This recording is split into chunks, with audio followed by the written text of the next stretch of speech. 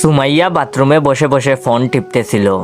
হঠাৎ করে ফোনটি কমেডের মধ্যে পড়ে গেল। সুমাইয়া জুড়ে জুড়ে কান্না করতে লাগলো। হঠাৎ করে কমোড থেকে বেরিয়ে এলো কমোড পড়ি। কমোড পড়ি এসে বলল, এই মেয়ে, কি হয়েছে তোমার? কান্না করতেছো কেন? তখন সুমাইয়া বলল, আমার ফোনটা কমোডের মধ্যে পড়ে গেছে, তাই কান্না করতেছি।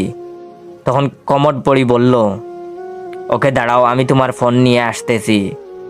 এই বলে কমোড পড়ি কমোডের ভিতরে ঢুকলো। তার কিছুক্ষণ পর কমোড পড়ি কমোডের ভিতর থেকে একটা সোনার মোবাইল নিয়ে বেরিয়ে আসলো। আর কমোড পড়ি বলল, এই ফোন কি তোমার সেই ফোন? তখন সুমাইয়া বলল, না, এটা আমার ফোন না। তো আপনারা এখন কি ভাবছেন, সেই জলপরীর মতো আরেকটা ফোন নিয়ে আসবে? আসলে একদমই ভুল। তখন কমোড পড়ি বলল, হারামজাদি, তুই কি মনে করতেছিস? এইটা কি সোনার ফোন? শালি, এইটাই তোর ফোন। টয়লেট লেগে গোল্ডেন কালার হয়ে গেছে। এটা শুনে তো সুমাইয়া বেহুশ।